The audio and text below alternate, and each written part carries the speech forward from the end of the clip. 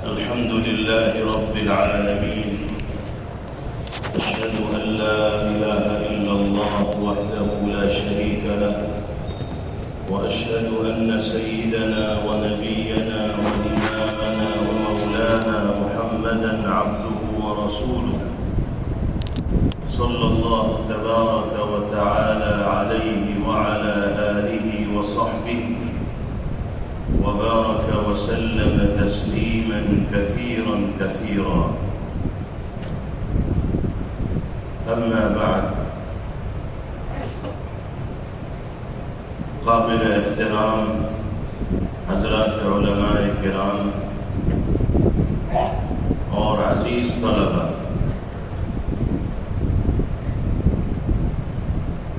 ہمارے سامنے آپ حضرات کی جانب سے یہ بات آئی کہ نبی کریم علیہ الصلاۃ والسلام کا کوئی ارشاد گرامی اس مجلس میں ذکر کر دیا جائے، اور جن اساتذہ گرامی قدر کے توسط سے پیغمبر علیہ الصلاۃ والسلام کا وہ فرمان مبارک اس گنہگار طالب علم تک پہنچا ہے، اسی واسطے سے آپ حضرات کو بھی نبی کریم علیہ الصلاۃ والسلام کے ارشاد مبارک کو آگے منتقل کرنے کی اجازت دی جائے۔ اگرچہ ہم اپنے ناقص علم اور کوتاہ عمل کی وجہ سے اپنے آپ کو اس لائق نہیں سمجھتے، لیکن امانت تصور کرتے ہوئے جو ہمیں اپنے قابل قدر اساتذہ کرام کے ذریعے موصول ہوئی ہے، مشائخ و محدثین کے طریق کو سنی کو اختیار کرتے ہوئے حدیث مبارک پیش کرتے ہیں، اور اجازت بھی عرض کرتے ہیں تاکہ سند کے اندر اتصال برقرار رہے اور پیغمبر علیہ الصلاۃ والسلام کے مبارک فرامین کی جو خصوصیت ہے، جس کی ہمسری اور برابری نہ کوئی انسان کر سکا ہے نہ کر سکتا ہے، وہ خصوصیت و امتیاز بھی برقرار ہے۔ اللہ تعالی ہم سب کو حدیث پاک کے انوار و برکات سے معمور و منور فرمائے، اور جن مبارک واسطوں سے ارشادات پیغمبر ہم تک پہنچ رہے ہیں، اللہ تعالی ان واسطوں کی روحانی توجہات کا بھی ہمیں مستحق کرے۔ آمین۔ حضرات محدثین و مشائخ اور اساتذہ کرام کا یہ معمول رہا ہے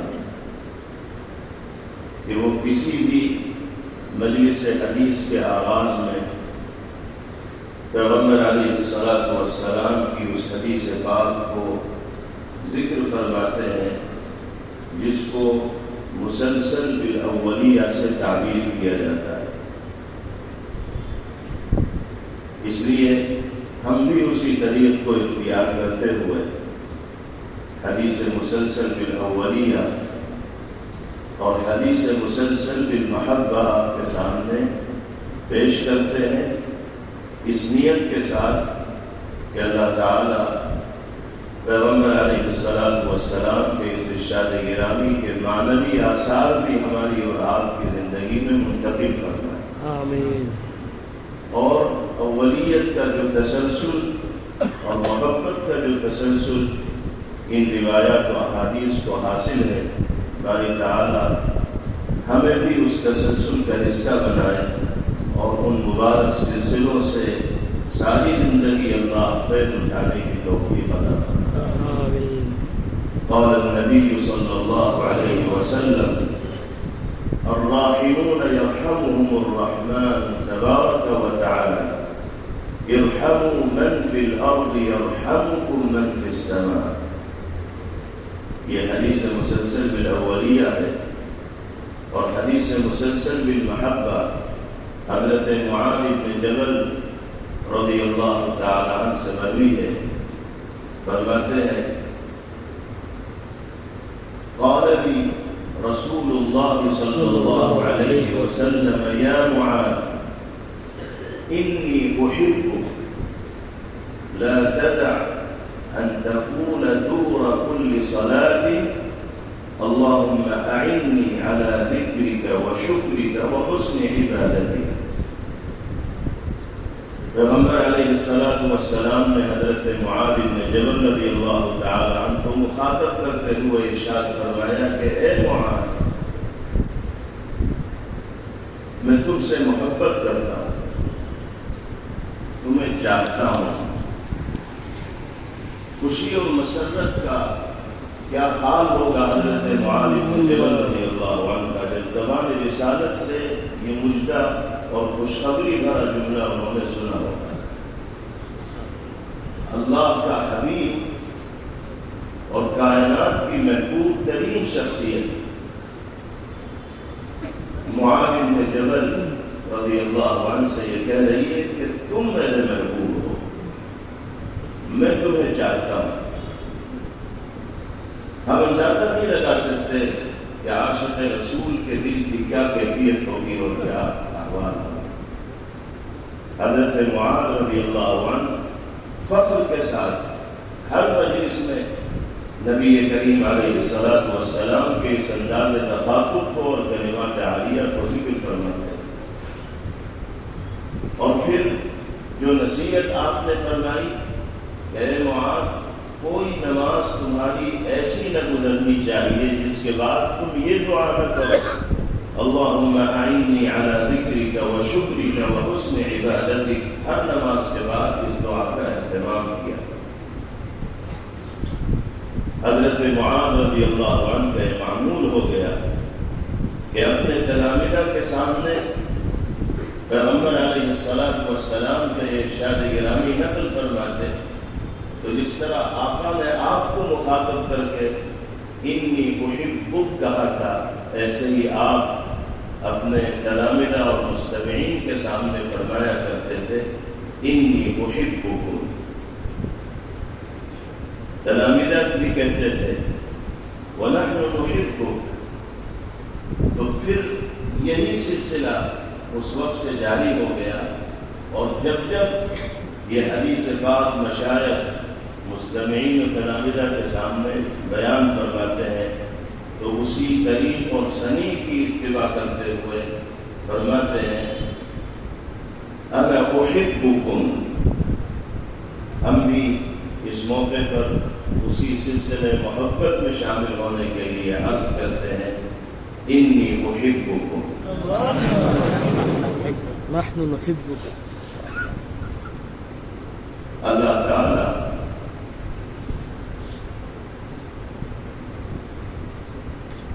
محض اپنی رضا کے لیے اس باہمی محبت کو ہمارے اور آپ کے قلوب میں راسخ و جاگزی فرمائے اور اس کو ذریعہ بنائے نبی پاک علیہ السلام کی محبت کے حصول کا۔ اصل تو یہی ہے کہ ہم محبوب رب کائنات ہو جائیں اور محبوب حبیب خدا بن جائیں، بیڑا تو اسی وقت پار ہوگا۔ لیکن جب محبت کے اس سلسلے سے جڑیں گے تو اللہ کی ذات سے امید قوی ہے کہ انجام کو انشاءاللہ پہنچیں گے، انتہا کو پہنچیں گے، کمال کو پہنچیں گے، معراج کا مقام حاصل کریں گے، اور اللہ نے چاہا تو اس کی محبوبیت کا بھی شرف حاصل ہوگا، اس کے حبیب کی محبوبیت کا شرف بھی حاصل ہوگا۔ اس سے پہلی جو روایت ہے جس کو مسلسل بالاولیہ کہا جاتا ہے، اس کی خصوصیت آپ جانتے ہیں کہ اس میں یہ تسلسل پایا جاتا ہے کہ ہر طالب علم نے سب سے پہلے جس شیخ سے حدیث پاک سنی تو وہ الراحمون یرحمہم الرحمن تبارک و تعالی کا اضافہ اللہ کے نام کی تعظیم کی بنا پر کیا گیا ہے۔ الراحمون يرحمهم الرحمن تبارك وتعالى ارحموا من في الارض يرحمكم من في السماء. آپس میں ایک دوسرے کے ساتھ ہمدردی، خیر خواہی اور مہربانی کا معاملہ کرنے والوں کے ساتھ اللہ بھی رحم و کرم کا معاملہ فرماتے ہیں. اے دنیا میں بسنے والے انسانوں، روئے زمین پر بسنے والی اللہ کی مخلوق کے ساتھ رحم و کرم اور نرمی کا معاملہ کرو. آسمان پر رہنے والی ذات یعنی اللہ رب العزت والجلال تمہارے ساتھ کرم و رحم کا اور ہمدردی کا معاملہ فرمائے. کیسی عظیم بشارت ہے.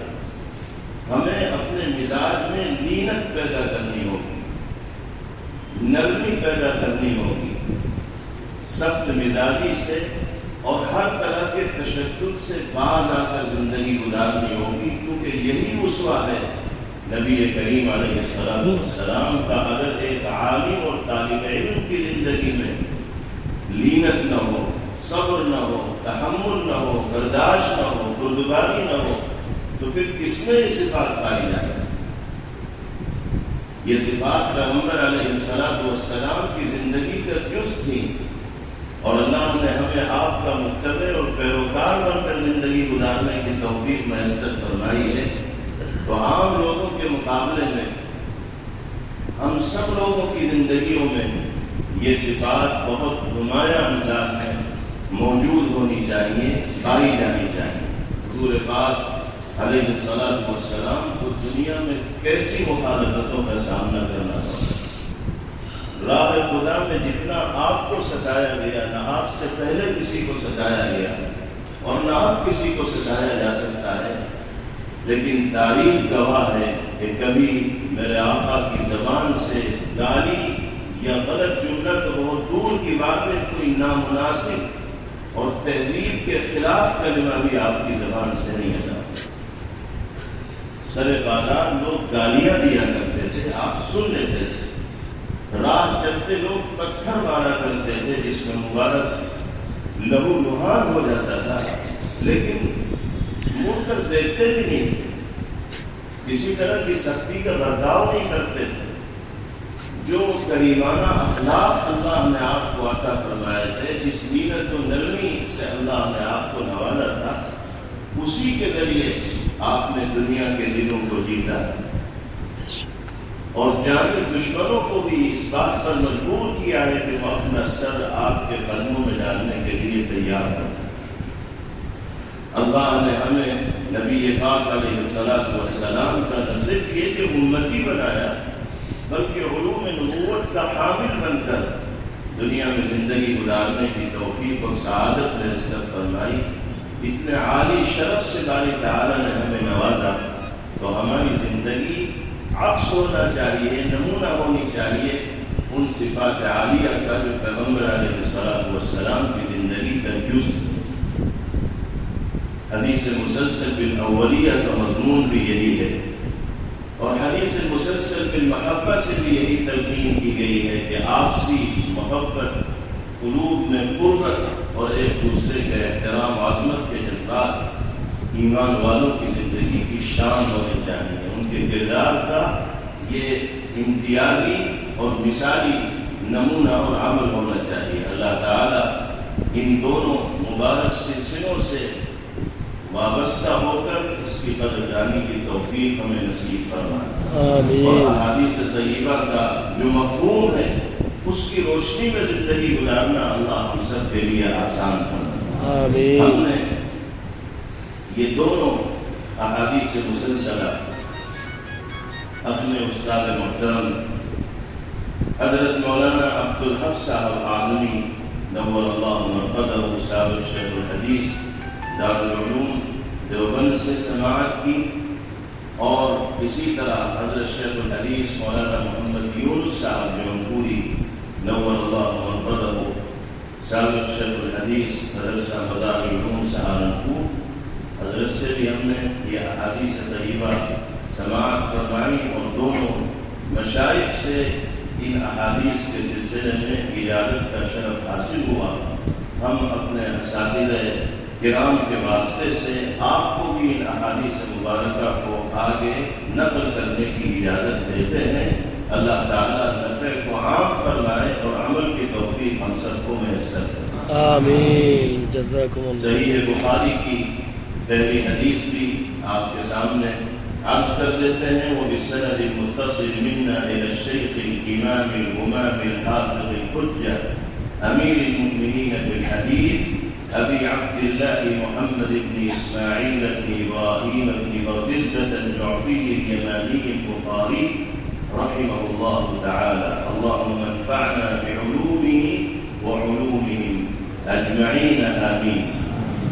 قال النبي صلى الله عليه وسلم انما الاعمال بالنيات وانما لكل امرئ ما نوى، فمن كانت هجرته الى الله ورسوله فهجرته الى الله ورسوله، ومن كانت هجرته الى دنيا يصيبها او الى امرأة ينكحها فهجرته الى ما هاجر اليه۔ ہم نے صحیح بخاری جلد اول اپنے استاد گرامی حضرت مولانا نصیر احمد خان صاحب نور اللہ مرقدہ جو تلمید رشید تھے حضرت شیخ الاسلام مولانا سید حسین احمد مدنی نور اللہ مرقدہ کے صحیح بخاری جلد اول حضرت سے پڑھی، اور جلد ثانی حضرت مولانا عبدالحق صاحب اعظمی نور اللہ مرقدہ سے پڑھی۔ حضرت بھی حضرت شیخ الاسلام نور اللہ مرقدہ کے تلمید رشید تھے۔ تو جلد اول حضرت مولانا نصیر احمد خان صاحب سے نور اللہ مرقدہ سے ہم نے سنی۔ ہم اس حدیث کو بھی اپنے استاد گرامی کے واسطے سے آپ سب حضرات کو اس نیت اور ارادے کے ساتھ منتقل کرنے کی اجازت دیتے ہیں کہ ان تمام شروط کا اعتبار کیا جائے گا جو حضرات محدثین نے اجازت دینے کے سلسلے میں ملحوظ رکھی، یعنی عقائد کی درستگی ہو، اعمال کے اندر صلاح ہو، اور جو منہج اہل سنت والجماعت کا ہے اس پر برقرار رہیں تو اس کو آگے منتقل کرنے کی اجازت ہوگی۔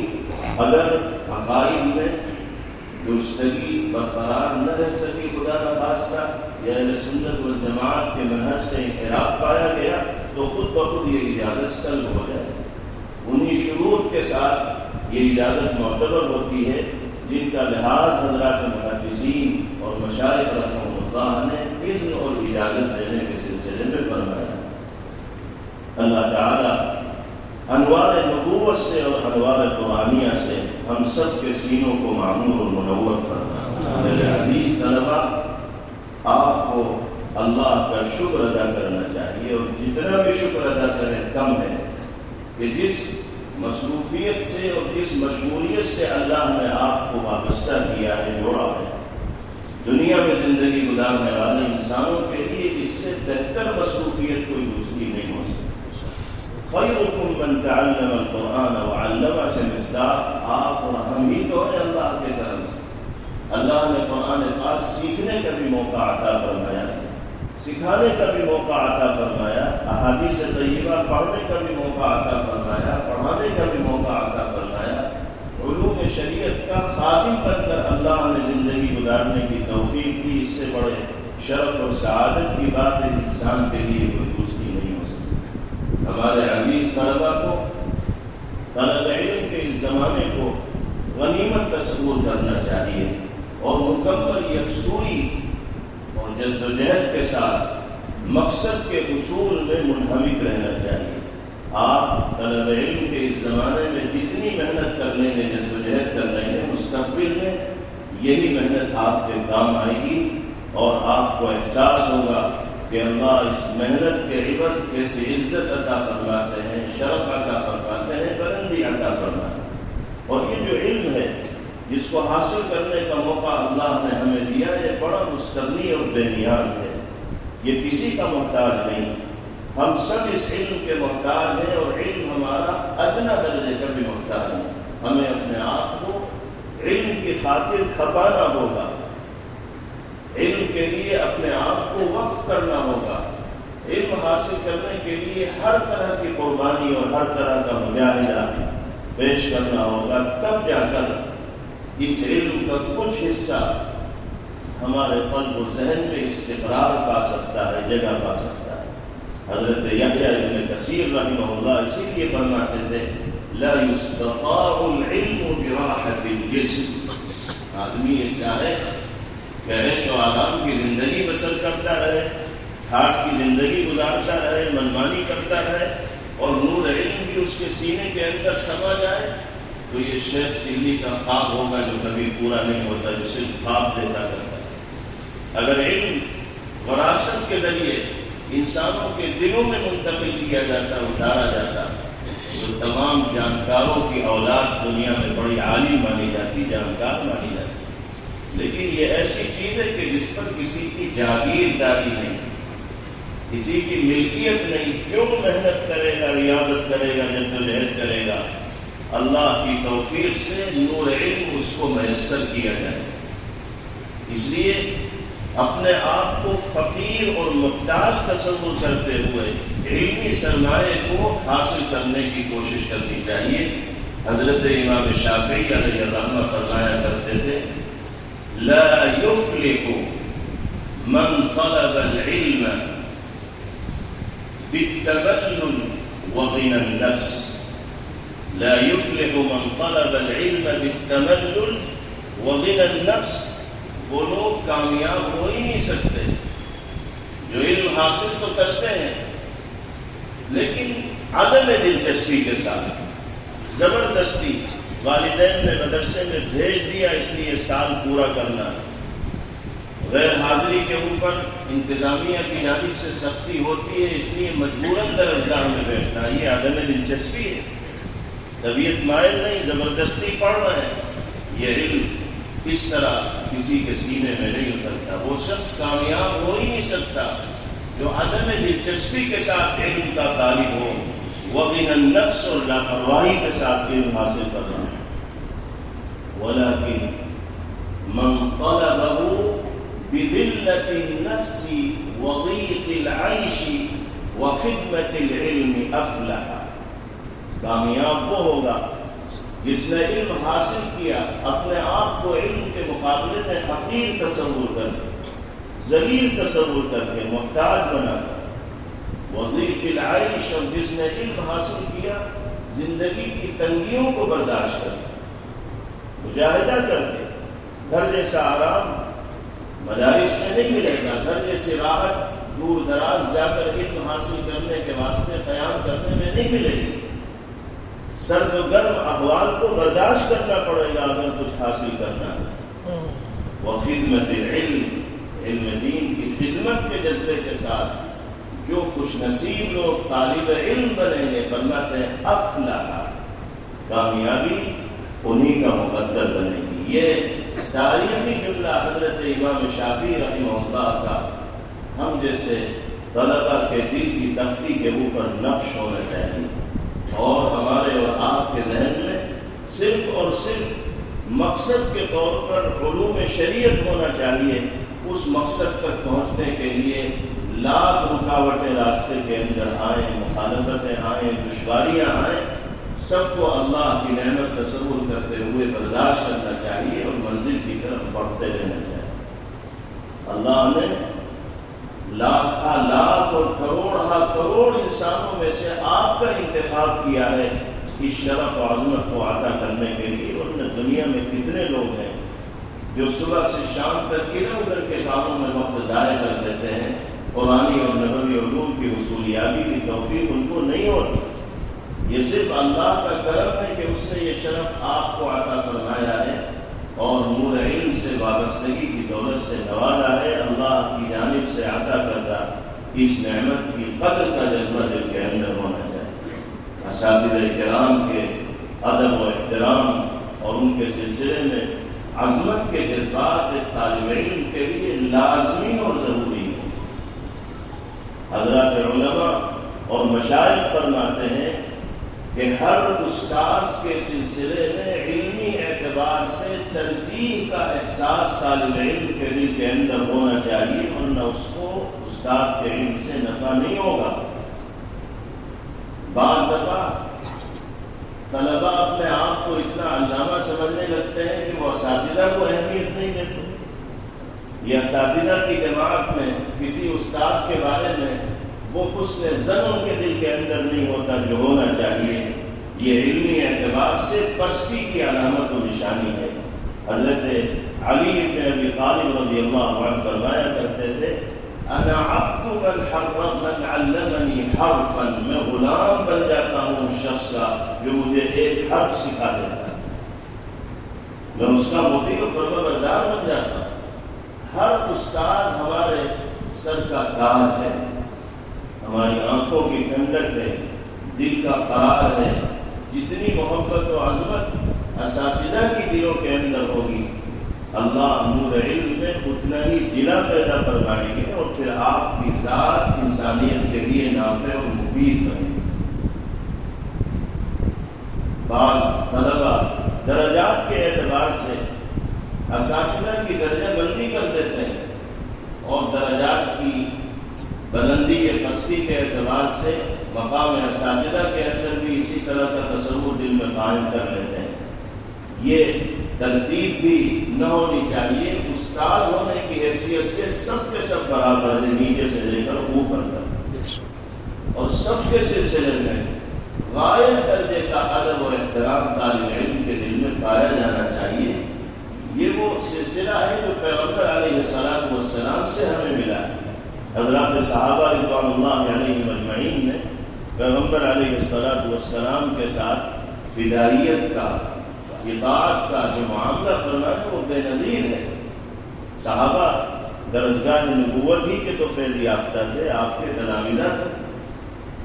اسی طرح سلسلہ در سلسلہ علوم شریعت میں یہ برکتیں آج تک پائی جاتی، اور اللہ نے اساتذہ کی خدمت کی برکت سے تلامذہ کو کیسا چمکایا ہے، ہزاروں مثالوں کے ذریعے اس کو واضح کیا جا سکتا ہے. حضرت شیخ الاسلام مولانا سید حسین احمد مدنی نور اللہ مرقدہ فنا فی الاستاذ تھے. حضرت شیخ الہند علیہ الرحمہ کے ساتھ کس درجے کا تعلق حضرت کے دل میں موجود تھا، زبان کے ذریعے اس کو بیان نہیں کیا جا سکتا. حالات پڑھنے والے اور حضرت کی زندگی کا مطالعہ کرنے والے یہ حضرت کی کیفیت کو اپنی آنکھوں سے دیکھنے والے جانتے تھے اور سمجھتے تھے کہ کیا احترام و عظمت حضرت کے دل میں اپنے اساتذہ کے سلسلے میں پائی جاتی ہے. اسی کا نتیجہ ہے کہ اساتذہ کے علوم حضرت کے قلوب میں منتقل ہوئے، اور اللہ نے ایسے ایسے عظیم الشان کام حضرت نور اللہ مرقدہ کے ذریعے لیے کہ ساری دنیا میں ان کا نام روشن ہے اور انشاءاللہ روشن رہے گا، اور لوگ ان علوم سے فائدہ اٹھاتے رہیں. یہ نمونہ ہے ہمارے اور آپ کے لیے کہ ہمیں بھی اپنے اکابر و بزرگان دین، بڑوں اور اساتذہ کے ساتھ اسی طرح کی عقیدت و محبت کا معاملہ کرنا چاہیے. سیدنا حضرت عمر بن خطاب رضی اللہ عنہ فرمایا کرتے تھے تواضعوا لمن تعلمون من، چھپ جاؤ ان لوگوں کے سامنے جن سے تم کچھ سیکھ رہے ہو، تاکہ تم سے سیکھنے والے تمہارے سامنے تواضع اختیار کریں. ہم اگر اپنے اساتذہ کے سامنے متواضع ہوں گے تو اگر اللہ ہمیں معلم و مدرس کی حیثیت سے خدمت کا موقع عطا فرمائیں گے تو ہمارے سامنے والے بھی ہمارے ساتھ تواضعانہ معاملہ کریں. ہم نے اگر یہ کردار پیش نہ کیا تو مستقبل میں ہم کسی سے اپنے سلسلے میں بھی خیر کی توقع رکھنے والے نہ ہوں. اللہ نے بہت بڑے شرف سے آپ کو نوازا ہے، اس موقع کو غنیمت جانیے اور علمی اعتبار سے رسوخ اور کمال پیدا کرنے کی کوشش کیجیے، اور یہ عہد کیجیے کہ جو کچھ علوم نبوت ہمیں یہاں سے حاصل ہوں گے ہم اس پر عامل بھی ہوں گے اور دنیا تک اس پیغام کو پہنچائیں گے. ہمارا مقصد صرف علم حاصل کرنا نہیں ہے بلکہ اس کی روشنی میں اپنی زندگی کو ڈھالنا اور پھر اس کی تبلیغ کرنا اور اس کی اشاعت کرنا. دعوت و تبلیغ کا مطلب صرف یہی نہیں ہے کہ جماعت سے منسلک ہو جائیں، چیلہ لگائیں، سہروزہ لگائیں تبھی آپ داعی اور مبلغ کہلائیں. مدارس میں خدمات انجام دینے والے اور مدارس سے علوم کو حاصل کر کے دنیا تک پہنچانے والے، ان سے بڑا مبلغ اور داعی تو کوئی ہو ہی نہیں سکتے. और अल्लाह ने इस मनसब पर आपको अपने हबीब सल्लल्लाहु अलैहि वसल्लम का अमीन होने की हैसियत से फारिज फरमाया है। इसलिए इस मामले में बुख्ल और कंजूसी का मुजाहिरा अहले इल्म की जानिब से हरगिज़ न होना चाहिए। हज़रत अब्दुल्लाह इब्न मुबारक रहमहुल्लाह फरमाया करते थे, मन बखिल बिल इल्म उब्तुलिय बिसलासिन, जो शख्स इल्म की नशर इशाअत के सिलसिले में कंजूसी से काम लेता है तो 3 तरह के हालात का उसको सामना करना पड़ेगा। 3 चीजों में मुब्तला हो जाएगा। इम्मा अन यमूत फयज़हब इल्मुहु, ये तो दुनिया से चला जाएगा तो सारा इल्म ही उसका खत्म हो जाएगा, जो सीने में था वो सब चला गया। औ यंसा, यह जिएगा लेकिन भूल जाएगा। अगर इल्म की नशर इशाअत में बुख्ल करेगा तो जिंदा भी रहेगा लेकिन ज़हन की तख्ती पर जो उलूम होंगे वो मिट जाएंगे। जब वो नाफे ही नहीं बन रहा तो फिर क्या फायदा इस खजाने को अपने दिल के अंदर रखने से। और तीसरी चीज हज़रत ने फरमाई, औ यत्तबिउ सुल्तान, यह उमरा मालदार बादशाह लोगों की पैरवी करने लगेगा तो इल्म ज़ाया हो जाएगा। ये गोया के वबाल होगा इल्म के इजहार के सिलसिले में बुख्ल कंजूसी का। इसलिए अल्लाह ने जितनी भी मालूमात आपको मैसर फरमाई है, आपको अपनी जिम्मेदारी समझनी है उन मालूमात को अल्लाह के बंदों तक मुंतकिल करने की और उस पर अमल करने की। अल्लाह ताला हम सब को दीन दुनिया की कामयाबियों से नवाजे, दारैन की सआदतों से मालामाल फरमाए। हम बहुत ममनून और मशकूर हैं इस तारीखी कदीम और बाफैज़ इदारे के जिम्मेदारान, बिलखुसूस हज़रत मौलाना मुफ्ती अरशद साहब नजवानी दामत बरकातुहुल आलिया और दीगर असातिज़ा किराम के, जिनकी मुखलिसाना मोहब्बत और शफ़क़त के नतीजे में गुनहगार आपके दरमियान हाजिर हुआ और कुछ अर्ज़ करने का मौका मिला। अल्लाह ताला हम सबको अमल की दौलत से बेखबर फरमाए। व आखिरु दावाना अल्हम्दुलिल्लाहि रब्बिल आलमीन।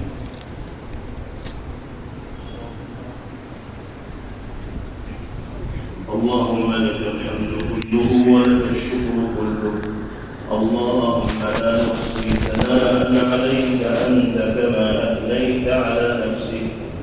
अल्लाहुम्मा सल्लि व सल्लिम व बारिक अला सय्यिदिना व नबियिना व मौलाना मुहम्मद व अला आलिहि व सहबिहि कमा तुहिब्बु व तर्दा अदद मा तुहिब्बु व तर्दा। ला इलाहा इल्लल्लाहुल हलीमुल करीम। सुब्हानल्लाहि रब्बिल अर्शिल अज़ीम। ला इलाहा इल्ला अंता सुब्हानका इन्नी कुन्तु मिनज़ ज़ालिमीन। अल्लाहुम्मा इन्ना नस्अलुका इल्मन नाफ़िअन व अमलन सालिहन मुतक़ब्बला व रिज़्क़न वासिअन हलालन तय्यिबन व शिफ़ाअन मिन कुल्लि दाइन व सक़म। Rabbi ज़िदनी इल्मा, rabbi ज़िदनी इल्मा, rabbi ज़िदनी इल्मा। अल्लाहुम्मा तह्हिर क़ुलूबना मिनन निफ़ाक़ व अअमालना मिनर रिया व अल्सिनतना मिनल कज़िब व अ'युनना मिनल ख़ियाना। फ़इन्नका तअलमु ख़ाइनतल अ'युनि व मा तुख़फ़ि الصدور। اللهم ارزقنا عينين هطالتين تسقيان القلب بذروف الدمع من خشيتك قبل أن تكون الدموع دما والأضراس جمرا. اللهم عافنا في قدرتك، اللهم عافنا في قدرتك وأدخلنا في رحمتك واقض آجالنا في طاعتك واختم لنا بخير أعمالنا واجعل ثوابها الجنة. اللهم أغننا بالعلم، اللهم أغننا بالعلم وزينا بالحلم وأكرمنا بالتقوى وجملنا بالعافية. اللهم أصلح لنا ديننا الذي هو عصمة أمرنا وأصلح لنا دنيانا التي فيها معاشنا وأصلح لنا آخرتنا التي إليها معادنا. وأحينا ما كانت الحياة خيرا لنا، وتوفنا إذا كانت الوفاة خيرا لنا، واجعل الحياة زيادة لنا في كل خير، واجعل الموت راحة لنا من كل شر. اللهم بارك لنا في الموت وفيما بعد الموت. اللهم بارك لنا في الموت وفيما بعد الموت. اللهم بارك لنا في الموت وفيما بعد الموت. اللهم اشف مرضانا ومرضى المسلمين، واغفر لموتانا وموتى المسلمين، واقض حاجاتنا وحاجات المسلمين.